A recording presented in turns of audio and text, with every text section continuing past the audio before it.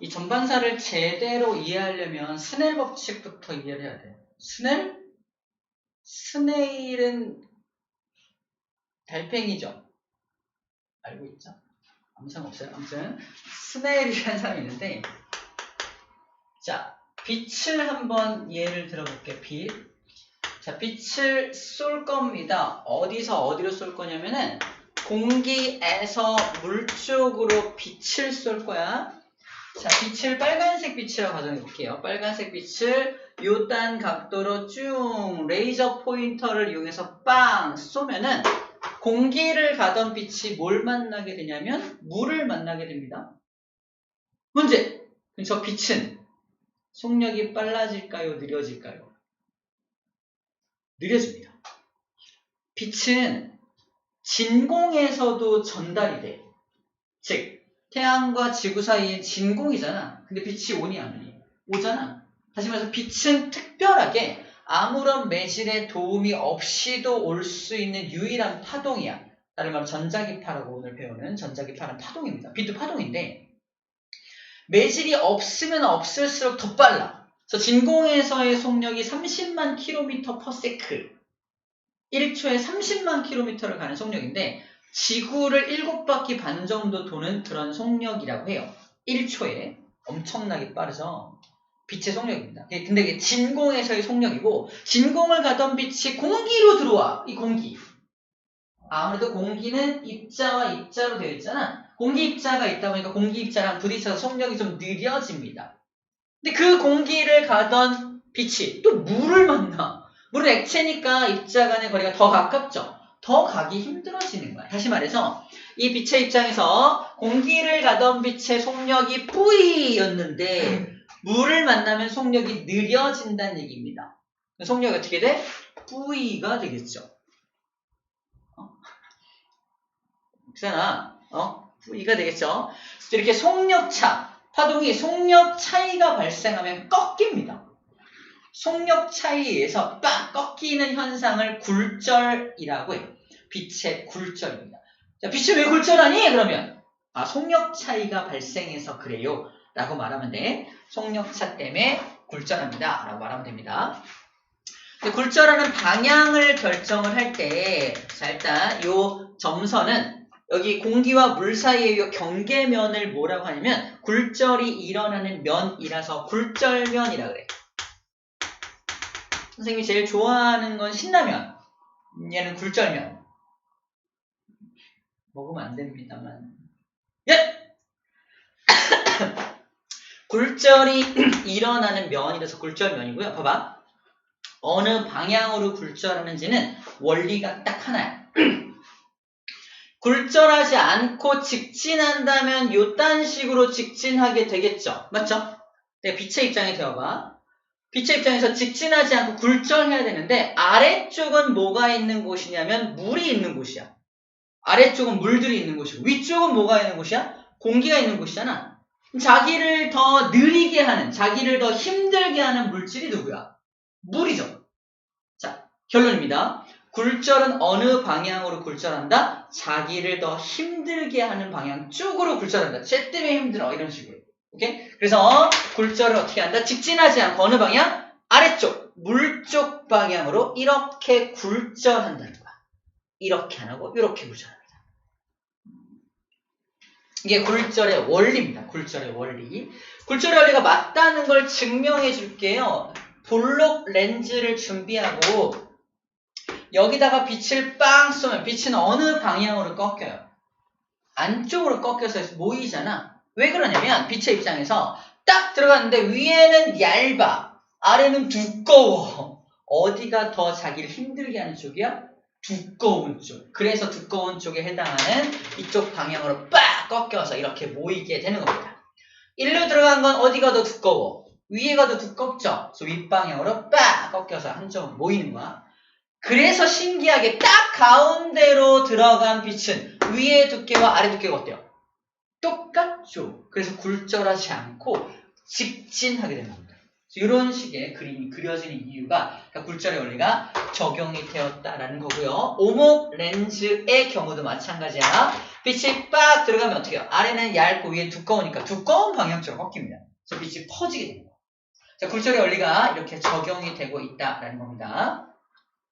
자, 이때 들어오는 요 빛, 들어오는 빛이 몇 도의 각도로 들어오니라고 했을 때 요 점선과 맞닿은 요 각도를 입사각이라고 불러주고요. 입사각을 I라고 표현합니다. 이 점선은 법이 되는 선, 그래서 법선이라고 불러줍니다.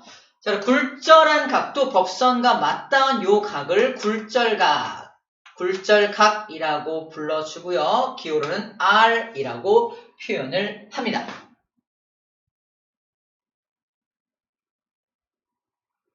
그 다음 파동의 속력. 두 가지 파동을 보여줄게요. A라는 파동은 1초에 이만큼씩 가. 슝 갑니다. B라는 파동은 1초에 요만큼밖에 못 가. 슝 가는 거야. 둘 중에 누가 더 빨라요? 위에 게 더 빠르죠? 속력은 뭐야? 속력이란 단위 시간 동안의 이동거리잖아. 같은 시간 동안 누가 더 많이 이동했어? 얘가 더 많이 이동했네. 그럼 얘가 더 빠른 거야. 빠른 파동의 특징이 뭐냐면 꼭대기부터 꼭대기까지의 길이가 어때요? 겁나 길어. 여기는 꼭대기부터 꼭대기까지 길이가 어때요? 짧아. 그죠? 이 꼭대기부터, 여기를 마루라 그래. 마루부터 마루까지의 길이를 람다, 파장이라고 하는데 파장이 엄청 길어. 그러면은 엄청 빠른 거야. 같은 시간 동안에 멀리 갔다는 뜻이거든. 파장이 짧아. 그러면은 느린 겁니다. 같은 시간 동안에 요만큼밖에 못 갔으니까. 요게 속력과 비례한다는 거야. 속력과 이동거리가 비례하는 것처럼 속력과 파장이 비례한다는 겁니다. 또 한 가지, 이렇게 이걸 물결파라고 가정해봐. 물결파가 막 물결이 치고 있는 건데 여기에 햇빛이 이렇게 가해지고 있으면 튀어나온 부분이 햇빛을 많이 받죠. 여기가 밝아집니다. 밝아집니다. 그래서 물결파를 우리가 여기가 이게 물이면 물에다 가운데다가 돌멩이를 풍덩 떨어뜨리면 물결파가 이렇게 퍼져나가는 것처럼 보이잖아. 왜 이렇게 하얗게 보이는지 알아? 하얗게 보이는 이유가 튀어나온 부분이 밝아서 하얗게 보이는 거예요. 반대로 여기는 어때요? 햇빛을 많이 못 받는 부분이니까 상대적으로 어둡게 보일 거 아니야? 어두운 곳과 밝은 곳이 반복되니까 물결이 치는 게 눈에 보이는 거예요. 이해됩니까?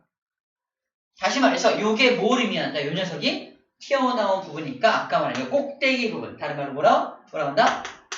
마루 부분을 뜻하는 거예요. 마루. 여기도 다음 마루겠죠. 그래서 마루부터 마루까지 거리를 재면 뭐다? 이거잖아. 파장입니다. 그래서 이 동심원 모양의 어떤 파동의 모양이 생겼을 때 실선과 그 다음 실선까지 거리를 재면 이 파동은 이만큼의 파장을 갖고 있구나라고 분석이 가능하다라고 얘기하는 중입니다. 이걸 파장이라고 불러요. 파장을 이렇게 구합니다. 왜 실선으로 그리는지, 그리고 때에 따라서는 여기를 점선으로 요딴 식으로 그려주기도 해. 점선은 뭘 의미한다? 요 아래로 움푹 들어간 부분을 골이라고 하고요. 골 부분을 이렇게 점선으로 표현해 주기도 합니다. 우리 곧 간섭, 파동의 간섭 배울 때 요거 나올 거야. 간섭 배울 때 그때를 대비해서 이것도 지금부터 미리 좀 알고 있어야 합니다. 자, 이걸 왜 얘기하냐면 빠른 빛, 너는 빠르니까 파장이 길겠죠. 파장이 엄청 길겠죠.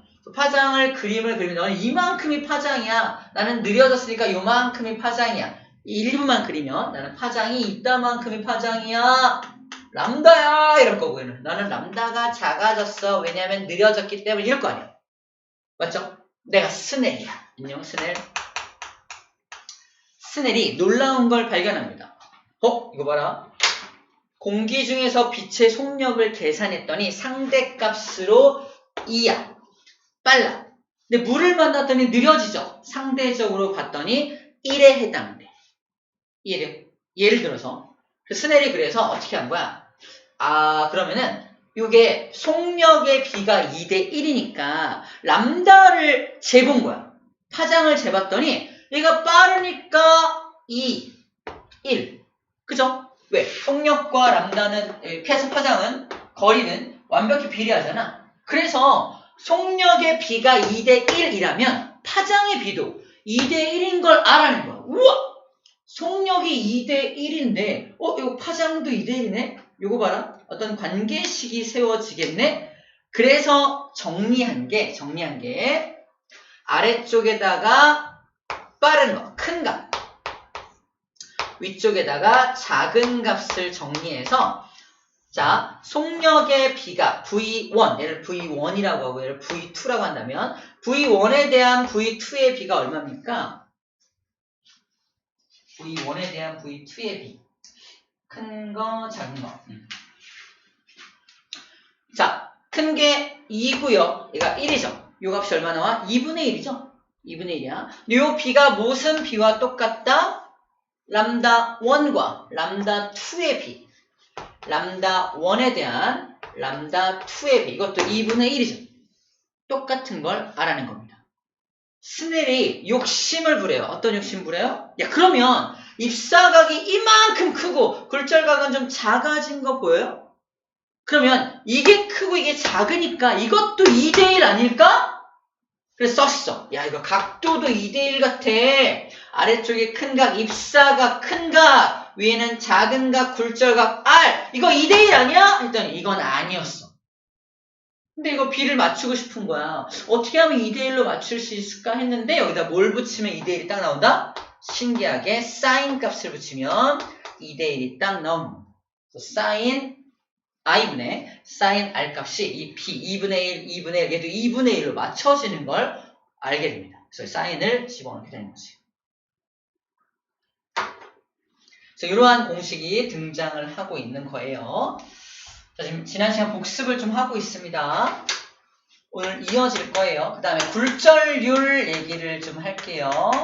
자, 굴절률은 두 가지 굴절률이 있는데 첫 번째 절대 굴절률을 먼저 설명할게요. 절대 굴절률. 절대 굴절률은 절대적으로 라는 말이 써 있어서 얘는 기준이 뭐냐면 기준이 진공 기준입니다. 다시 말해서 얘가 매질 이렇게 하자. 공기야. 공기고요. 비교해서 이 녀석은 물입니다. 여기는 진공이야. 여기도 진공이야. 진공을 가던 빛을 공기를 통과시키고 같은 각도로 진공을 가던 빛을 물을 통과시키는 거야. 진공에서 소비가 엄청 빠르, 엄청 빠르죠. 엄청 빠른데 공기로 가면 느려지죠. 느려졌어. 이렇게 되겠지. 물은 어때요? 더 느려지죠. 더 느려지는 거야. 맞죠? 그러니까 속력차가 크면 클수록 뭐도 많이 할까? 굴절도 많이 할 거 아니야. 그래서 얘는 꺾이는 각도가 요따만큼밖에 안 꺾이는데 얘는 이따만큼 꺾이는 거야. 그렇지 않나? 얘는 이따만큼 꺾이는 겁니다. 차이 보이네요? 잘 봐. 그러면 이 꺾이는 각도, 꺾이는 비율을 굴절되는 비율, 굴절률이라고 하는 거야. 그럼 공기의 절대 굴절률은 요만큼이고요. 물의 절대 굴절률은 이만큼인 거야. 맞나요? 그래서 얘는 굴절률, 얘를 공기를 N1이라고 표현하고 첫 번째 매질이라고 표현하고 물을 두 번째 매질이라고 한다면 굴절률을 기호로 N이라고 표현해요. 1번 매질의 절대 굴절률과 2번 매질의 절대 굴절률 중에 누가 더 비율이 크다? 얘가 더 많이 꺾이죠? 얘가 더 큰 값이 되는 거야. 이걸 그대로 정리하면 돼. 아래쪽에 큰 거 정리하고 위에다가 작은 거 정리했죠. 자, 공기가 매질 1, N1이고요. 물이 매질 2, N2라고 한다면 누가 더 굴절률이 큰 물질이야? 물이죠. 그래서 여기다가 뭘 쓴다? 물의 굴절률 N2분의 작은 굴절률 N1을 쓰게 됩니다. 우리가 이 작다 크다라는 개념을 책에서는 설명하지 않아. 그냥 야 봐봐. V1분의 V2는 람다 1분의 람다 2고 굴절률로 따지면 그냥 N2분의 N1이야. 얘는 반대야! 라고 외우는 수밖에 없어. 그잖아. 얘는 1, 2, 1, 2인데 얘는 2, 1이야. 이게 뭐야? 왜지? 그냥 외워. 이렇게 설명하면 나쁜 선생님. 그죠? 하지만 쌤처럼 다 같은 원리야. 보다 아래쪽에 큰 것들을 정리하고 위에다가 작은 것들을 정리하면 완벽하게 소트가 되는 거야. 이해돼요? 책에서는 뭘 어떻게 하고 싶다? 야, 첫 번째 매질에서 두 번째 매질로 가는 거니까 뭐뭐에 대한 뭐뭐. 그래서 아래쪽에다가 N1을 쓰고 싶어 하거든? 그래서 저 앞에서 먼저 정리했던 스넬 법칙을 이걸 다 뒤집어가지고 이렇게 정리해 놓은 거야. 야, N1분의 N2는 뒤집었죠? 다 뒤집는 거야. 사인 R분의 사인 I고 V2분의 V1이고 람다 2분의 람다 1이야 라고 적혀져 있어요. 어디 말하는 거냐면 잠깐 볼까?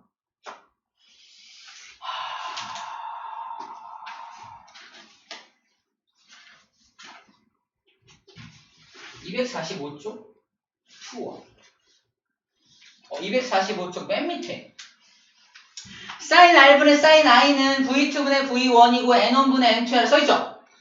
그걸 이렇게 정리해 놓은 거라니까. 다시 말해서 스넬이 이건 어떻게 정리한 거야? 아래쪽에다가 작은 거, 위쪽에다가 큰 거로 정리하는 거야. 하지만 그 비율은 똑같잖아, 항상. 그러니까 이렇게 비율을 정리하든, 이렇게 비율을 정리하든, 우리가 원하는 값은 어떻게 하든 다 구할 수 있습니다. 상관없어. 어차피 비율입니다. 이제 문제 풀면서 이게 어떻게 적용되는지는 얘기해 줄 텐데, 쌤이 강조하고 싶은 건 뭐야? 스넬 법칙 어려운 거 아니다. 그냥 큰 거, 작은 거. 누가 크지? 누가 작지? 각도 누가 크지? 누가 작지? 속도 누가 빠르지? 어떤 게 더 길지? 굴절률은 누가 더 큰 굴절률이지? 이런 것만 구분할 수 있으면 정리만 잘하면 끝난다. 이겁니다. 오케이? 자, 요 내용을 안다는 전제하에 이제 전반사라는 현상을 보게 될 거예요. 전반사.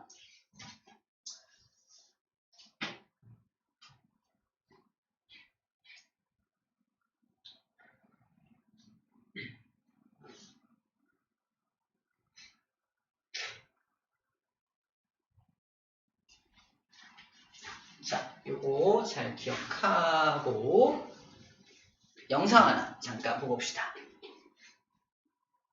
수업의 흥미를 위하여.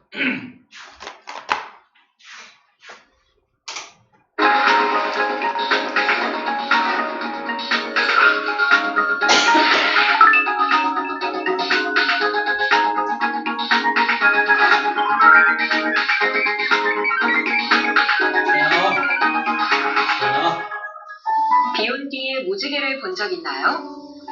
무지개는 공기 속의 물입자가 태양빛을 반사 굴절시키며 일어나는 자연현상입니다. 빛은 무지개가 생기는 것처럼 일반적으로 반사와 굴절이 함께 일어납니다.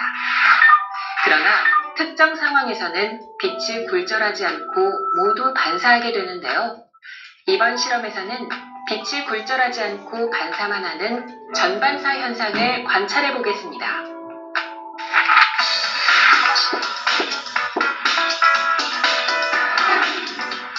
실험을 할 때 유의해야 할 사항에 대해 알아보겠습니다. 이번 실험에서는 레이저를 사용하기 때문에 눈 보호를 위해서 보안경을 반드시 착용하도록 합니다. 먼저 광학용 물통에 90도 경계면과 일치하도록 물을 채워볼까요?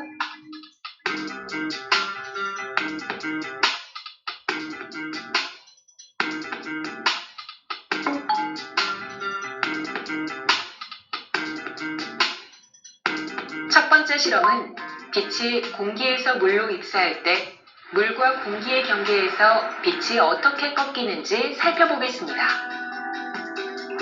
먼저 빛을 잘 관찰하기 위해 실험실을 어둡게 해줍니다. 그리고 공기 방향 45도 각도에 맞춘 레이저를 켜주고 굴절 방향을 살펴봅니다. 굴절률이 작은 공기에서 굴절률이 큰 물로 진행하는 빛은 덕선 쪽으로 꺾이면서 굴절각이 입사각보다 작아지게 됩니다. 이번에는 입사각을 0도에서부터 점점 크게 하면서 반사각과 굴절각이 어떻게 변하는지 살펴볼까요? 입사각의 크기가 0도에서 90도까지 점차 증가함에 따라 반사각은 입사각과 같은 각도로 함께 증가하고 굴절각도 증가하지만 굴절각이 입사각보다 작아지게 됩니다. 여기서 잠깐 봐봐. 중요한 내용이 하나 나오는데 다른 건 아니고 왼쪽에 빨간 빛은 되게 또렷하게 보이죠? 근데 오른쪽에 반사된 빛 어딨니? 굴절된 빛 어딨니? 할 정도로 되게 흐릿하죠? 왜 그런지 알아요? 에너지가 분산된 거야. 나눠진 겁니다. 예를 들어서 얘가 100의 에너지를 가지고 빵 쐈는데 하나는 반사돼야 되고 하나는 굴절돼야 될 거 아니야. 양쪽으로 나눠지는 거야. 그러므로 50과 50의 에너지만 가지고 가다 보니까 흐리게 보이는 겁니다. 이래. 두 빛 중에서 하나의 빛만 우리가 이용해야 한다면 되게 흐린 상을 보게 되는 거야. 흐린 빛을 보게 되는 겁니다. 좀 이따 쌤이 어떤 설명을 할 때 이 내용을 참고해 설명할 거니까 자, 이 현상 잘 기억하고 갈게요. 에너지가 분산되고 있습니다. 이런 현상은 빛의 속력이 물에서 느려지면서 일어나는 굴절 현상입니다.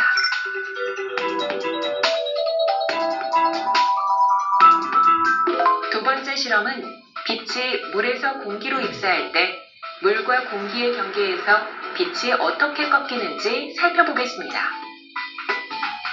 물 방향의 45도 각도에 맞춘 레이저를 켜주고 굴절 방향을 살펴봅니다.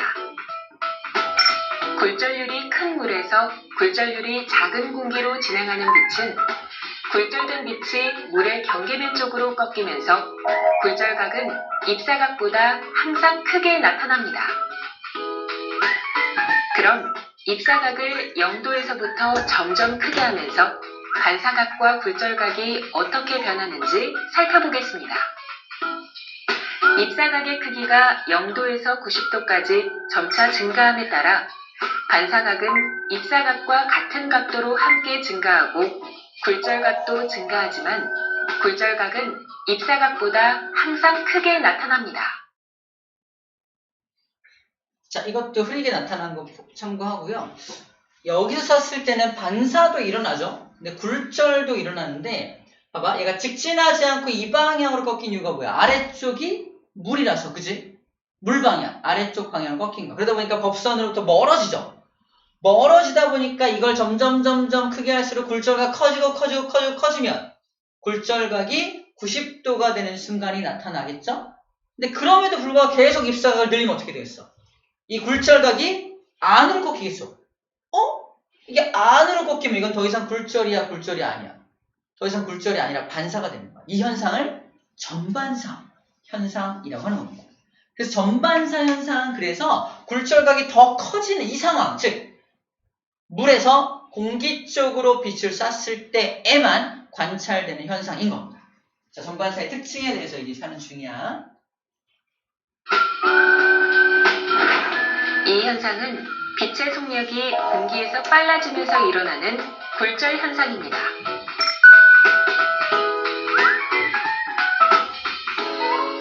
세 번째 실험에서는 빛이 물에서 공기로 진행하다가 모두 반사하는 현상인 전반사에 대하여 살펴보겠습니다. 입사각의 크기가 0도에서 90도까지 점차 증가함에 따라 굴절각이 90도가 될 때의 입사각을 임계각이라고 하는데 물에서 공기로 진행하는 빛의 임계각은 48도임을 알 수 있습니다. 임계각이 48도보다 크게 입사된 빛은 모두 반사하게 되는데 이것을 전반사라고 합니다. 이렇게 전반사한 빛의 세기는 입사한 빛의 세기와 같게 나타납니다.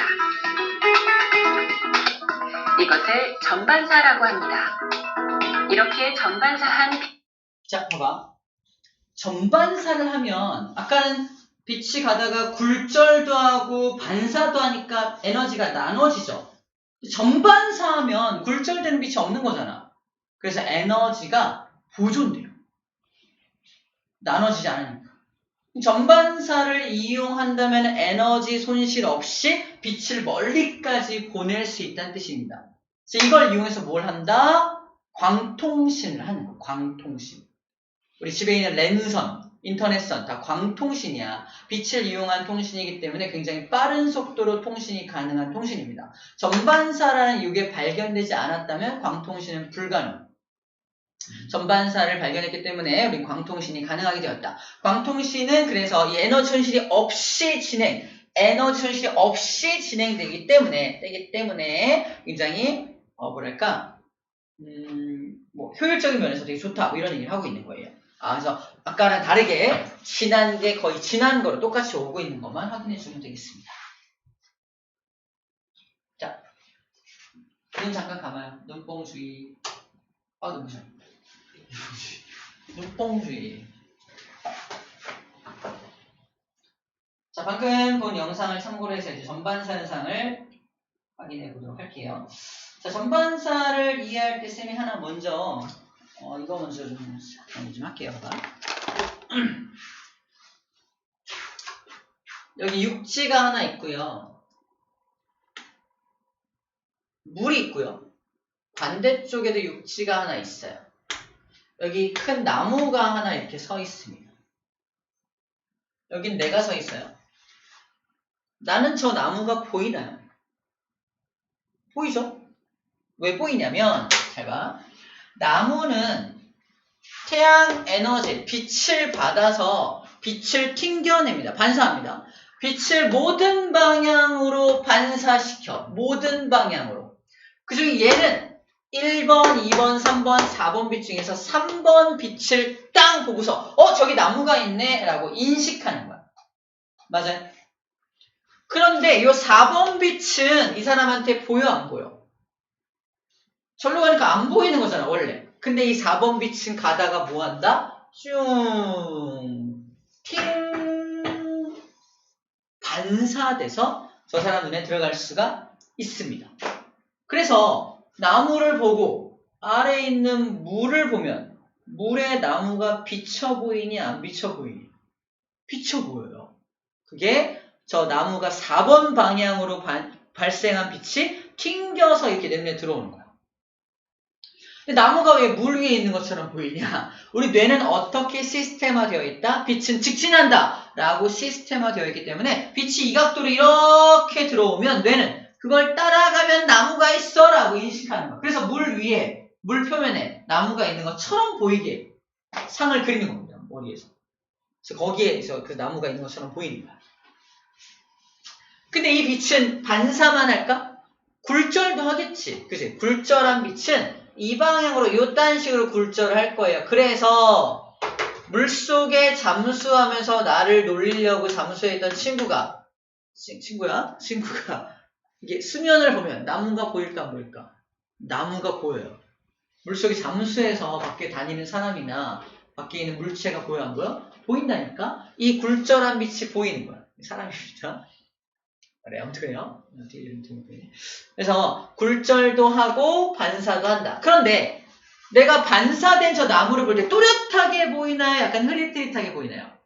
약간 흐리게 보여.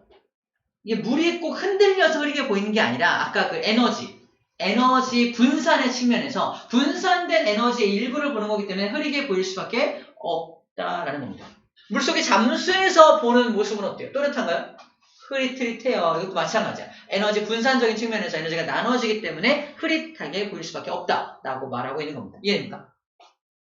그래서 공기를 지나던 빛이 물속으로 지나갈 때는 무조건 반사와 굴절이 무조건 일어납니다. 제 아무리 엄청나게 각도를 눕혀서 쏘더라도 반사가 일어나고 굴절도 일어납니다. 제 아무리 각도를 크게 쏘더라도 입사각을 이게 법선 여기니까 입사각을 엄청 크게 쏘더라도 무조건 반사 굴절이 무조건 일어나. 전반사라는 현상은 일어날 수가 없다라고 말하는 중입니다. 전체 반사는 안 일어나. 굴절 일어나. 그래서 전체 반사가 일어날 수 있는 조건은 뭐가 된다? 물속에서 공기 방향으로 빛을 쏠 때만 가능합니다. 각도를 작게 쏘면 입사각을 작게 쏘면은 당연히 반사도 일어나고 굴절도 일어납니다. 맞죠? 그런데 입사각을 크게 가져가면요. 자, 이걸 크게 가져가면 봐봐. 이게 물과 공기 간의 굴절률은 정해져 있기 때문에 꺾인 각도는 변하지 않아. 근데 입사각을 크게 하면 봐봐. 이렇게 같이 움직이는 거야. 그러다가 굴절각이 90도 여기 굴절각이 90도가 되는 각도가 입사각이 나타나게 될 거라는 겁니다. 그게 굴절각이고요. 당연히 반사각은 이렇게 반사각이 나타나게 되겠죠. 이때만 해도 굴절도 하고 반사도 합니다. 맞죠? 이때 굴절각을 90도로 만드는 요 입사각을 뭐라고 한다? IC 임계각이라고 해요. C가 임계점, 한계점이라는 뜻이야. IC 임계각이라고 표현합니다. 임계각. 임계각이 뭡니까? 그러면 굴절각을 90도로 만드는 입사각. 그걸 임계각이라고 하는 거야. 그 임계각보다 더 큰 각도로 쏘면 어떻게 되겠어? 이제는 굴절각이 90도를 넘어가잖아. 90도를 넘어간다는 건 이 방향으로 이렇게 꺾인다는 거기 때문에 모두 다 반사만 일어나는 것처럼 보이게 됩니다. 이 현상을 전반사 현상이라고 불러주는 거예요. 전반사 현상. 그래서 전반사가 일어나는 조건이 있습니다. 그래서 전반사 조건은 두 가지인데 첫 번째, 두 번째. 전반사 조건은 그래서 무슨 매질에서 무슨 매질? 물에서 공기 방향으로 쏠 때만 전반사가 일어난다. 좀 어려운 말로 얘가 빽빽한 매질, 얘는 듬성듬성한 매질이라고 표현해요. 다른 말로 느린 매질, 빠른 매질이라고도 표현합니다. 그래서 느린 매질에서 빠른 매질로 쏠 때만 가능하다. 다른 말로 밀한 매질에서 소한 매질로 쏠 때만 only 그때만 전반사가 가능하다라고 말하는 겁니다.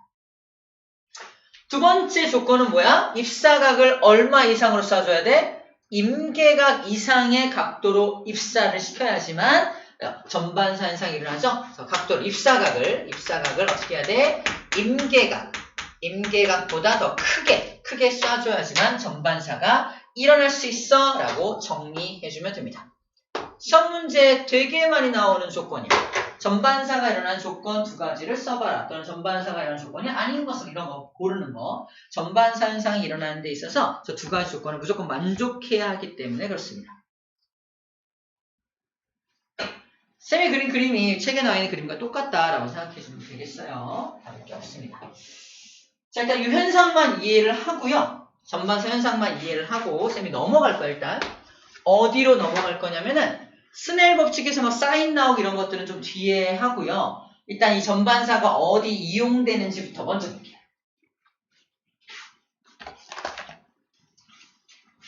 2번 전반사의 특징과 이용을 좀 먼저 보겠다는 겁니다. 다음 옆에 페이지에 보자는 얘기야. 페이지에 보면 이거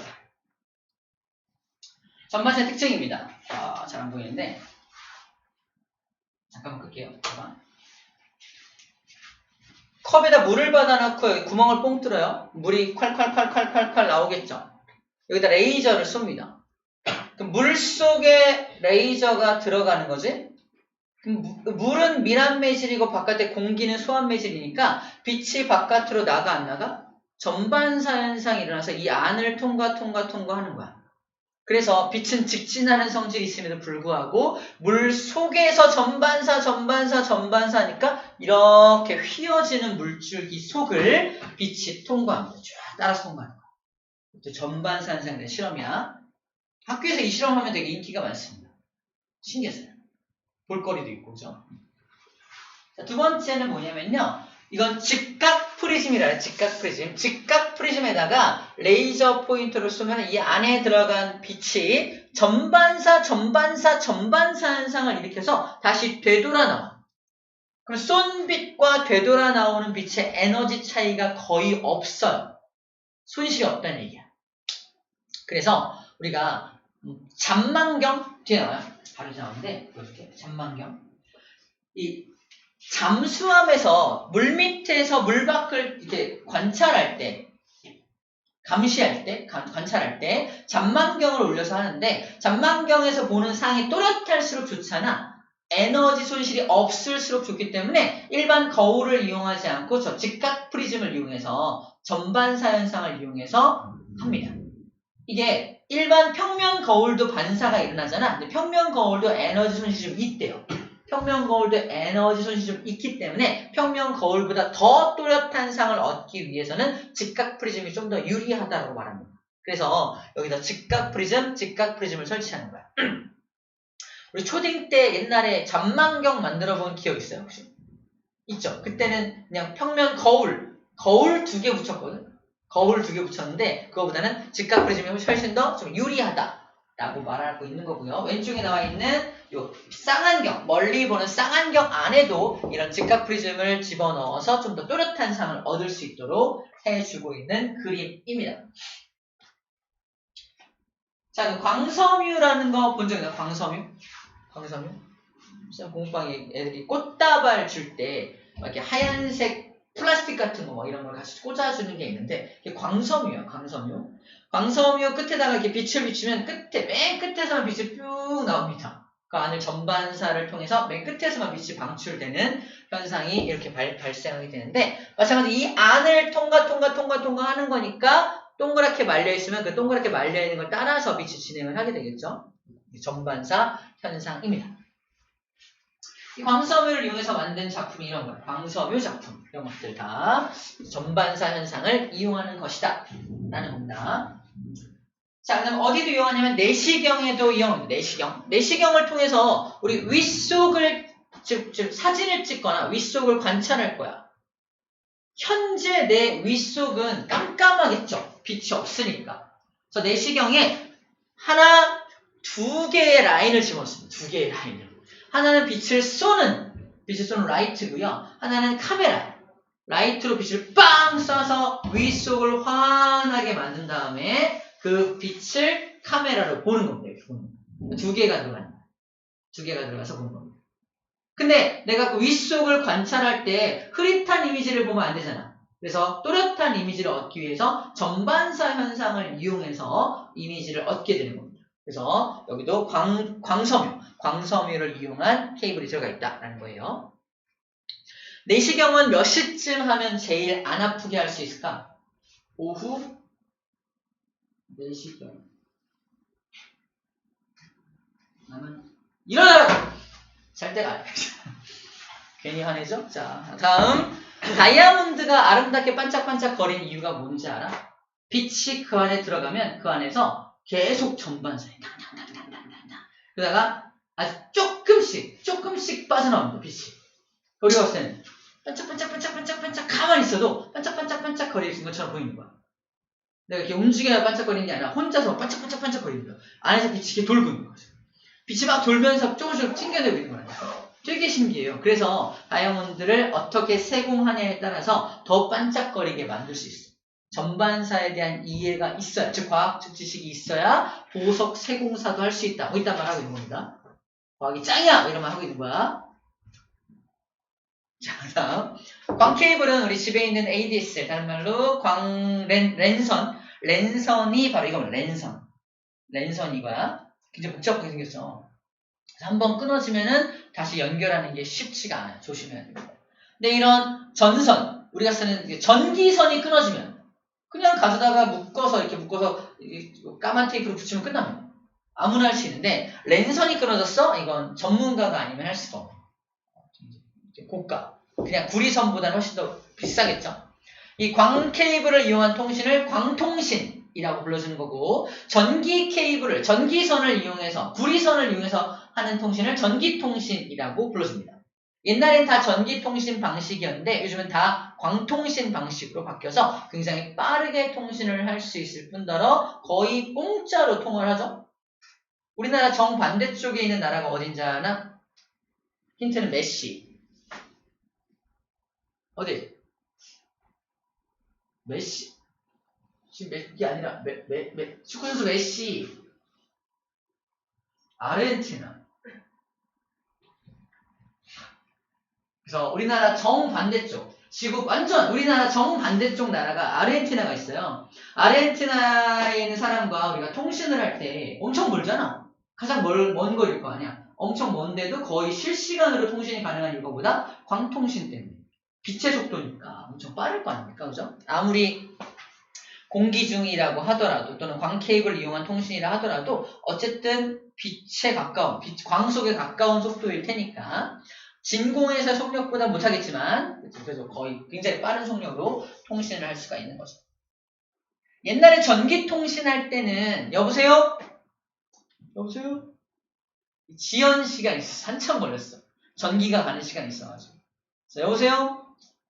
여보세요? 잘 지내? 너도 잘 지내? 이렇게 몇 번 주고받으면 시간이 많이 가. 괜찮아. 그리고 전기통신은 굉장히 먼 거리까지 구리선을 깔아야 되기 때문에 굉장히 돈이 많이 들었어. 그래서 1분당 2,000원, 3,000원, 분당 10분 통화하면 2만원, 3만원 되는 거야. 할 수 있겠냐? 그래서 옛날에 그래서 할머니들, 할아버지들이 전화통화하면은 그래 나 잘 지낸다 끊어라! 한마디 두마디가 끊어버리셔. 전화세 많이 나온다 이렇게 말씀하시는 게 옛날 기억 때문에 그래요. 옛날에는 그렇게 통신요금이 비쌌어. 그 이유가 다 전기통신 방식이었기 때문에. 그런데 지금 광통신으로 바뀌어서 통신요금이 굉장히 싸졌습니다. 그런 것들까지 함께 이야기를 해봤습니다. 자, 이제 생활 속 전반사의 이용까지 좀 살펴본 거야. 다시 좀 눈 좀 감아볼까요? 눈뽕이 온 거. 미안해. 눈뽕 좀.